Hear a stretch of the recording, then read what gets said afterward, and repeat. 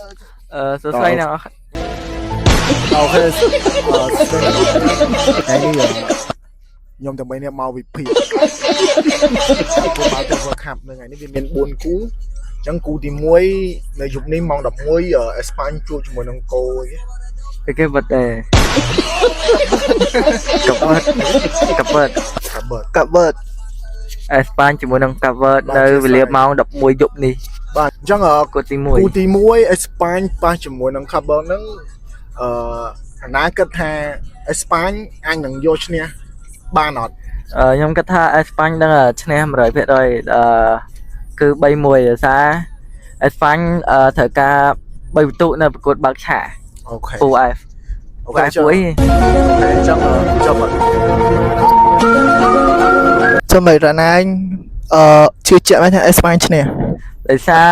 ក្រុមនោះនឹងមកពីណាសម្លឹងមកលេងលើកដំបូងហើយអេស្ប៉ាញគឺជាម្ចាស់ជើងឯកព្រានទ្វីបអឺរ៉ុបយូរ៉ូប៉ុន្តែបាល់មូយើងអាចមើលងាយក្រុមដតីបានតែក្រុមគេឡើងមកមានន័យថាក្រុមហ្នឹងគេខ្លាំងដែរមិនគេអាចឡើងមកដល់វគ្គក្នុងពូលបានណាយល់អត់រណាញសំអាងលើអីប៉ឹងលើអាឡាមីនយ៉ាម៉ាល់មែនខ្ញុំយប់ហ្នឹងគឺអត់ពឹងថាលើឡាមីនយ៉ាម៉ាល់ធ្វើបានល្អទេដោយសារគាត់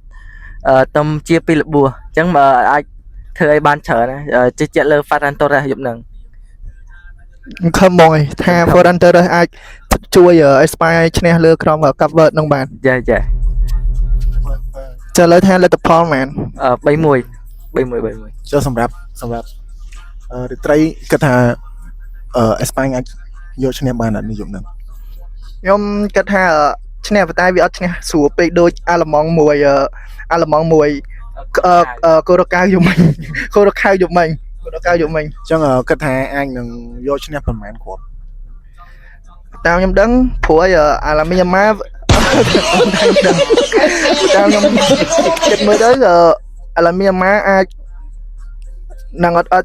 អាចរកគ្រាប់បាល់បានទេដោយសារតែវាតែមានសង្សារថ្មីអញ្ចឹងប្រហែលជាអាចធ្វើលទ្ធផលធ្វើយ៉ាងច្រើន2-1គិតថា2-1អេស្ប៉ាញឈ្នះ2-1អញ្ចឹងមានក្រុមហ្នឹងគាត់អាចវាយអាចតដៃបាន2-1សម្រាប់បងវិញបងគាត់ថាបាល់ហ្នឹងអាចនឹងគាត់មានថាម៉េចដាច់មែនអញ្ចឹងក្រុមCape Verdeអាចតដៃបានរសារ clean sheet បានទេអញ្ចឹងបាល់ហ្នឹងអាចនឹង2-0ឬក៏3-0បាល់ហ្នឹងគឺប៉ុណ្ណឹងគិតហ្នឹងគូទី1សម្រាប់គូទី1ឲ្យស្ប៉ាញអញ្ចឹងយើងចាំមើលអស់គ្នាអញ្ចឹង